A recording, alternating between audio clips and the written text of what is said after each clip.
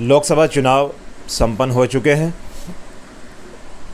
और अब राजनीतिक पार्टियां विधानसभा 2024 हरियाणा की तैयारियों में जुट चुकी हैं। अपने अपनी गोटियां फिट करने के लिए राजनेता अब विचार मंथन कर रहे हैं। कहां पर हम जीते, कितने से जीते, कितने वोटों से किस बूथ पर हारे, अब उसका चिंतन मंथन हो रहा है। कांग्रेस की तरफ से भी, बीजेपी की तरफ से भी, इनेलो, बीएसपी और जेजेपी भी इसी लाइन में अब खड़े नज़र आ रहे हैं। हम बात कर रहे हैं इस वक्त लोकसभा अम्बाला की। लोकसभा अम्बाला रिज़र्व कैटेगरी, ऐसी रिज़र्व कैटेगरी की एक लोकसभा है जहां अब की बार बीजेपी ने बंतो कटारिया, जो स्वर्गीय रतन लाल कटारिया पूर्व एमपी की धर्मपत्नी हैं, उनको टिकट देकर उन पर अब की बार किस्मत आजमाई शुरू की थी, लेकिन 47,050 वोटों से हार चुकी हैं कांग्रेस के वरुण चौधरी के सामने।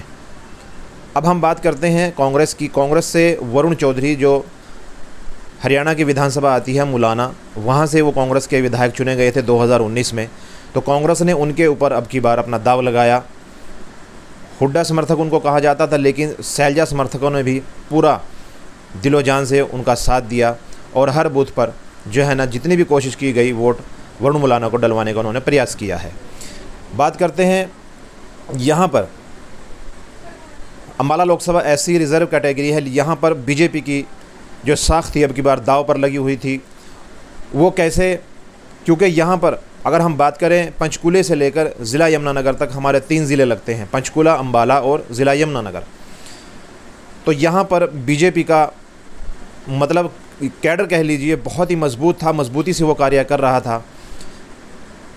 अम्बाला के अंदर 2 बीजेपी के मंत्री हैं, एक पूर्व हैं, एक मौजूदा हैं। असीम गोयल अम्बाला से विधायक हैं, अब वो परिवहन मंत्री हैं।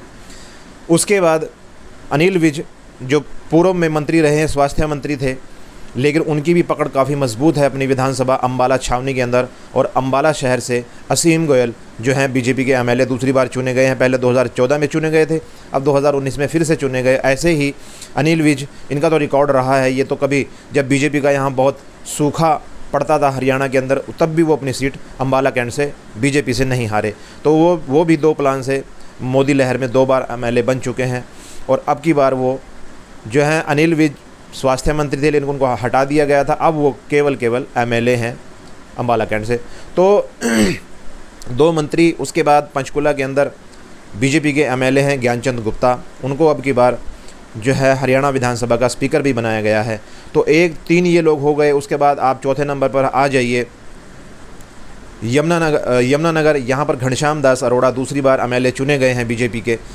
उनकी भी साख दाव पर लगी थी, लेकिन वो अपनी विधानसभा बंतो कटारिया को जितवा गए हैं। उनकी लगभग 24,000 से विधानसभा यमुनानगर से बंतो कटारिया जीत कर गई हैं। और वरुण मुलाना विधानसभा यमुनानगर में 24,000 कुछ मतों से हार गए हैं। क्योंकि शहर है काफ़ी, गांव लगभग ज़्यादा गांव नहीं लगते हैं। गांव का एरिया कोई 45-50 गांव का एरिया है यमुनानगर में। उसके बाद जितना भी एरिया है वो तमाम का तमाम शहरी है। तो सभी को पता है कि शहर के अंदर बीजेपी कितनी मजबूती से कार्य करती है, और मजबूत भी वो शहरों में है। ग्रामीण में अब की बार बीजेपी की पकड़ बहुत ही मतलब निराशाजनक रही, बहुत ही कमज़ोर रही है। तो ये तो मैनेजमेंट बीजेपी को देखना होगा हम कमज़ोर क्यों हुए ग्रामीण के अंदर। ये एक चिंतन मंथन का विषय है। वो लोग इस चीज़ के ऊपर अभी से जो है कार्य उन लोगों ने शुरू कर दिया है। तो बात करते हैं अम्बाला लोकसभा की, यहाँ पर बात चल रही थी। तो अब मैंने आपको पंचकुला, अम्बाला कैंट, अम्बाला छावनी, उसके बाद यमुनानगर का हाल बताया है कि यहाँ पर बीजेपी के एमएलए हैं 4 सीटों पर। 5वें एमएलए जो मंत्री चौधरी कंवरपाल गुर्जर जगाधरी विधानसभा से आते हैं। ये विधानसभा इधर यूपी से भी टच करती है, क्योंकि यूपी बॉर्डर से, और उधर हिमाचल बॉर्डर से, और उधर उत्तराखंड बॉर्डर से ये विधानसभा जगाधरी, यहाँ पर 3 जो है इसके स्टेट इसको टच करते हैं।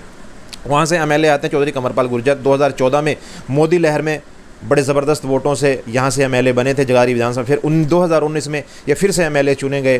पहले डिप्टी स्पीकर हुआ करते थे 2014 से 2019 तक, विधानसभा हरियाणा के डिप्टी स्पीकर थे और अब की बार ज्ञानचंद गुप्ता हैं। अब की बार चौधरी कंवरपाल गुर्जर को पहले 5 मंत्रालय दिए गए थे, उसमें शिक्षा मंत्रालय सबसे भारी भरकम मंत्रालय था, लेकिन अब उनको वहाँ से हटाकर अब जो है कृषि मंत्री उनको बना दिया गया है। अभी लगभग 3-4 महीने पहले जब मंत्रिमंडल का विस्तार हुआ तो इनको अब दोबारा से कृषि मंत्री बनाया गया, और इनको लगभग 4 मंत्रालय इनके पास और हैं चौधरी कंवरपाल गुर्जर के पास। बहुत ही भारी भरकम व्यक्ति हैं यहाँ पर इस वक्त। अगर हम पदों के हिसाब से बात करें तो उसके बावजूद भी जगाधरी विधानसभा से बंतो कटारिया 15,000 वोटों से हार चुकी हैं। इतना भारी भरकम मंत्रालय यहाँ पर जगाधरी विधानसभा के अंदर बीजेपी ने दिया हुआ है, और विकास के अंदर भी रिकॉर्ड तोड़ अब की बार विकास हुआ है पूरी पहले 2014 से 19 तक हुआ, उसके बाद फिर से यहाँ पर कार्य बहुत से किए गए, सड़कें बनाई गई, बहुत मतलब हॉस्पिटल भी यहाँ पर बने हैं, बिजली घर यहाँ पर बने हैं।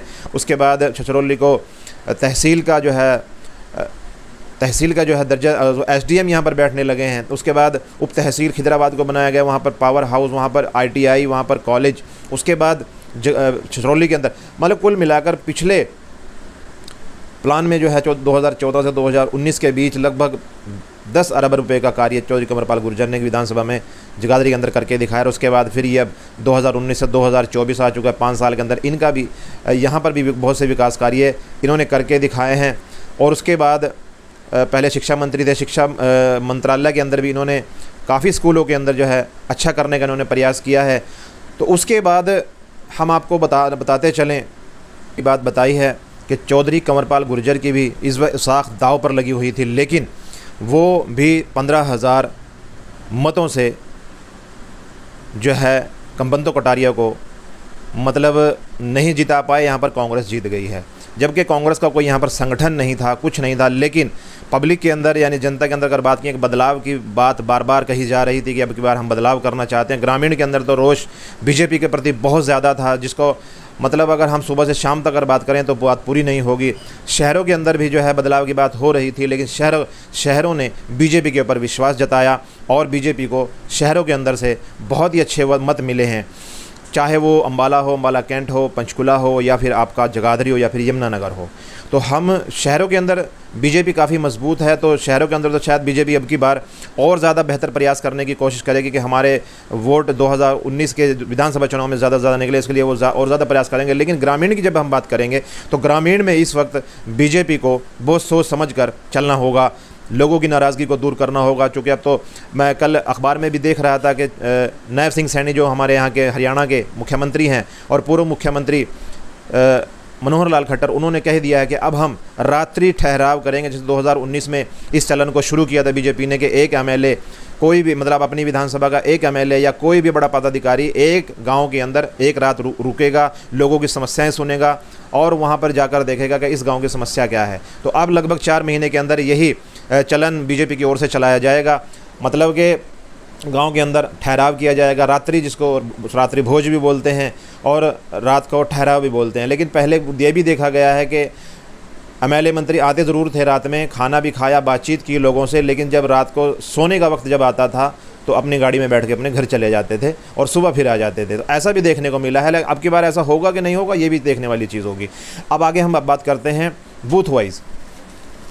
हाँ, यहाँ पर सढौरा विधानसभा यमुनानगर की रह गई है, हम वो भी बताते चलेंगे। सढौरा विधानसभा का जो है प्रदर्शन इतना निराशाजनक रहा, वहाँ पर बीजेपी बहुत ज़्यादा कमज़ोर नज़र आई है। लगभग 40,000 से कांग्रेस यहाँ सढौरा विधानसभा जो SC रिजर्व है वहाँ से इस वक्त रेणु बाला कांग्रेस की एमएलए हैं। उससे पहले मतलब पिछली बार 2014 से 19 तक जो है चौधरी बलवंत सिंह एमएलए रहे जो बीजेपी के थे। अब की बार वो 2019 में हार गए थे। कांग्रेस की यहाँ से एमएलए चुनी गई थी रेणु बाला। उसके बाद वहाँ का प्रदर्शन कैसा रहा, लगभग 98 से 99 हज़ार कांग्रेस को वोट मिला है 1,71,000 वोट में से जो पोल हुआ था। उसके बाद जो यहाँ से 1,71,000 जो वोट मिला था सढौरा से, अब की बार जो पोल हुआ उसके अंदर से बीजेपी को वोट केवल 58,000 मिला है और कांग्रेस को जो वोट मिला है वो लगभग 98 से 99 हज़ार के आसपास वोट मिला है। तो ज़बरदस्त बढ़त, क्योंकि वहाँ पर शहरी क्षेत्र नहीं है सढौरा के अंदर, सिर्फ छोटे छोटे कस्बे आते हैं, बिलासपुर, सढौरा या फिर अपना मुस्तफ़ाबाद। तो इनके अंदर भी लगभग सढौरा के अंदर तो बीजेपी अप रही है, कांग्रेस पीछे रही है, लेकिन बिलासपुर में और मुस्तफ़ाबाद में अगर बात करें तो कांग्रेस का जो है ना प्रदर्शन बहुत अच्छा रहा। तो यहाँ पर ग्रामीण के अंदर कितने बूथ थे, लगभग 258 बूथ ग्रामीण के अंदर हैं। 258 बूथ में से जो है बीजेपी सिर्फ जो सढौरा के जो जीते हैं, सिर्फ 78 जो बूथ सिर्फ बीजेपी जीत पाई है। और उसके बाद कांग्रेस ने 180 बूथों पर जीत दर्ज की है सढौरा विधानसभा के। और जगाधरी विधानसभा में बूथ जो आते हैं वो 240 आते हैं। 240 में से बीजेपी ने कितने जीते हैं, केवल 105 बूथ बीजेपी ने जीते हैं और कांग्रेस ने 135 बूथ जगाधरी विधानसभा के जीते हैं। और उसके बाद यमुनानगर में 234 बूथ आते हैं, क्योंकि यहाँ तो बढ़त है ही है बीजेपी की, तो यहाँ पर बताने की ज़रूरत ही नहीं है। सबसे ज़्यादा जो निराशाजनक प्रदर्शन रहा वो सढौरा का रहा है, क्योंकि सढौरा में चौधरी बलवंत सिंह हैं, पूर्व एमएलए हैं। उनकी भी पकड़ लगभग अब धीरे धीरे मतदाताओं पर पता नहीं क्या बात है कम होती जा रही है, या तो उन्होंने मेहनत नहीं की, अगर मेहनत की भी है तो इतना वो बंतो कटारिया को इतने मत या फिर इतने वोट नहीं दिला पाए जिससे संतोष हो सके। तो सबसे, और उसके बाद बूथ वाइज हम आपको एक अलग से एक वीडियो बनाकर ज़रूर देंगे कि किस बूथ पर कितना वोट कौन सी पार्टी को मिला है, क्योंकि अगर हम यहाँ पर ये चीज़ भी डालेंगे तो वीडियो लंबी हो जाएगी, लोग नहीं देख पाएंगे। तो यहाँ पर बीजेपी की जो है बीजेपी की इज़्ज़त साख दाव पर लगी हुई थी। और उसके बाद हम आपको एक चीज़ और बताते चलें, लेकिन बीजेपी फिर भी अपना गढ़ नहीं बचा पाई और 47,050 वोटों से पीछे रह गई है कांग्रेस से। और यहाँ पर कांग्रेस का प्रत्याशी वरुण चौधरी 47,000 मतों से जीतकर जो है अपने लोकसभा में पहुँच चुके हैं।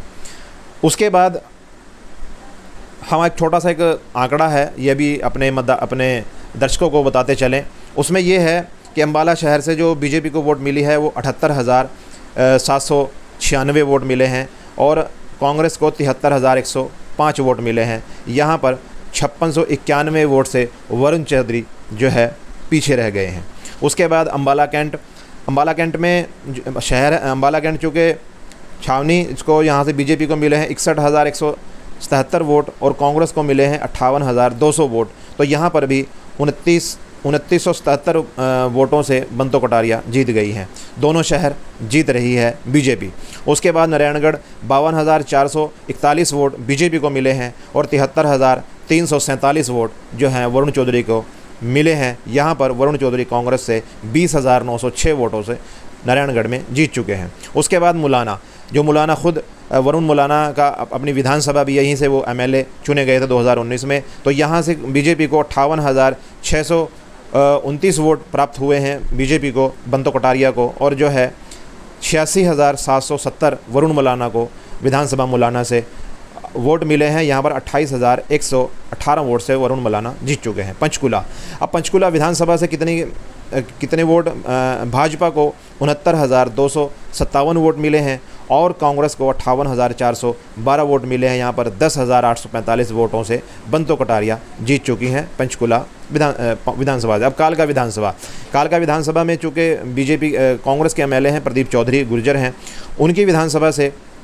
कालका से 69,257 वोट जो है बीजेपी को मिले हैं बंतो कटारिया को और 58,412 वोट बंतो कटारिया को मिले हैं। यहाँ पर बंतो कटारिया 10,845 वोट से जीत गई हैं। अब जगाधरी विधानसभा में 74,989 वोट जो हैं कांग्रेस के वरुण चौधरी को मिले हैं और बंतो कटारिया को मिले हैं और 90,435 वोट वरुण चौधरी को मिले हैं। तो यहाँ पर वरुण चौधरी 15,400 वोटों से जीत गए हैं। उसके बाद यमुनानगर विधानसभा में बीजेपी के एमएलए हैं, जगाधरी में भी बीजेपी के एमएलए थे।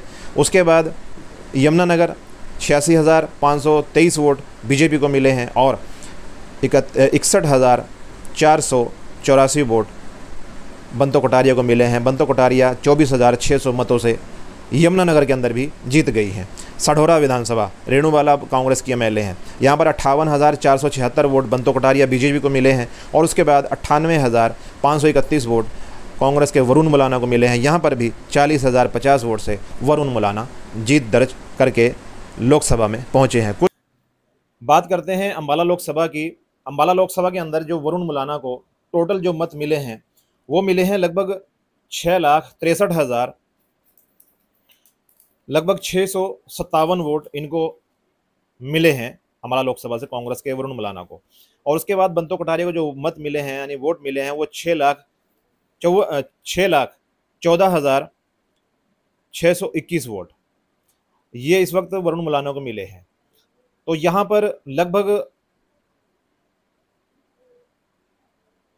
49,036 वोट से वरुण मुलाना जीते हैं। ये फाइनल आंकड़ा है। अगर पीछे कहीं गलती हो गई हो आंकड़े में ये बताते हुए तो उसके लिए हम माफ़ी चाहेंगे। तो ये फाइनल है कि लगभग 49,036 वोट से वरुण मुलाना की जीत यहाँ पर दर्ज हुई है अम्बाला लोकसभा में। तो यहाँ अब बीएसपी का रिकॉर्ड क्या रहा है? बीएसपी का रिकॉर्ड जो है हमेशा 57,000, 58,000 या फिर 99,000 वोट हमेशा बीएसपी को मिलता आया है। लेकिन अब की बार कितना मिला है? सिर्फ 23,583 वोट बीएसपी के मिला है। और उसके बाद जो बाकी का जो वोट बचा है वो 74,417 वोट, अगर हम बात करें 98,000 में से, तो ये 74,000 वोट पूरा का पूरा वोट जो है ना कांग्रेस में शिफ्ट हो गया है। और अगर यही वोट खुदा न खास्ता बीएसपी को डल जाता 74,000 बाकी का, तो फिर वरुण मुलाना का सपना लोकसभा में पहुंचने का टूट जाता और बंतो कटारिया की किस्मत जग जाती। तो एससी वोट ने कहीं ना कहीं बहुत ज़बरदस्त खेला किया है और बीजेपी को अम्बाला लोकसभा से लोकसभा के अंदर पहुंचने से रोक दिया है एससी वोट ने। अब भीम आर्मी को भी जो है लगभग 8754 वोट यहीं से मिले, ये भी एससी वोट ही है, ये भी इधर खिसका है। और उसके बाद एनएलडी को 9,000 वोट मिले हैं और जेजेपी को 6,092 जो वोट मिले हैं। और उसके बाद नोटा को 6452 वोट मिले हैं। नोटा भी जेजेपी से वोट हासिल के मामले में आगे निकल गया है।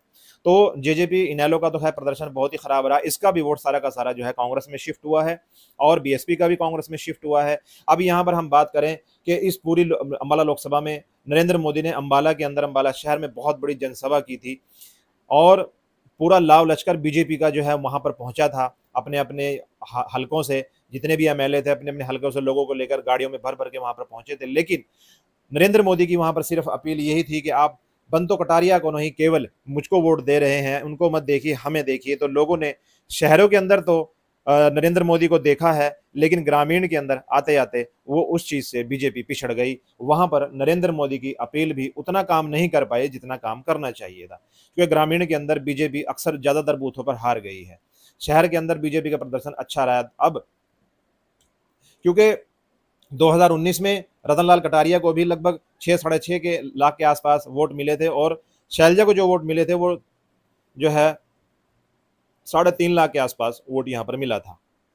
लेकिन अब ये बीच का जो वोट है 3 लाख यानी 3.5 से 6,63,000 तक जो वरुण मुलाना को वोट मिला, यहाँ तक जो बीच का ये वोट पहुँचा है, इसी वोट ने कांग्रेस को संजीवनी बूटी दी है और बीजेपी को हराने का काम किया है। अब ये वोट नया कौन सा है, क्योंकि उस वक्त लगभग 16-17 लाख वोट था 2019 में अम्बाला लोकसभा का, और अब की बार ये 19 लाख लगभग कुछ वोट बन गया, जिसमें से सिर्फ 13,42,000 या फिर 44,000 वोट पोल हुआ है अब की बार 19 लाख में से। तो इसी 13,44,000 वोट ने ही जो है दोनों प्रत्याशियों की किस्मत का फैसला किया है। तो यहाँ पर अब चिंतन मंथन शुरू हो गया है पार्टियों के अंदर, कांग्रेस के अंदर भी और बीजेपी के अंदर भी। तो बीजेपी को तो यहाँ जबरदस्त डेंट मिला है, तो उनका चिंतन मंथन तो ज्यादा करना बनता है। कांग्रेस शायद अब उत्साहित हो जाए कि हम तो जीत रहे हैं, लेकिन सवाल उत्साहित का नहीं है, सवाल है ग्राउंड पर काम करने का। तो अब हमने ये छोटी सी एक रिपोर्ट आपको आपके हवाले करने की कोशिश की है। तो मैं अपने सभी देखने वालों से कहना चाहूँगा कि हमारी इस वीडियो को ज़्यादा से ज़्यादा शेयर ज़रूर करें। अगर चैनल आपने सब्सक्राइब ना किया, आप नए हैं, तो हमारे चैनल को सब्सक्राइब ज़रूर करें, बेल आइकन ज़रूर दबाएं और फेसबुक के चैनल को भी फॉलो ज़रूर करें। बहुत बहुत शुक्रिया।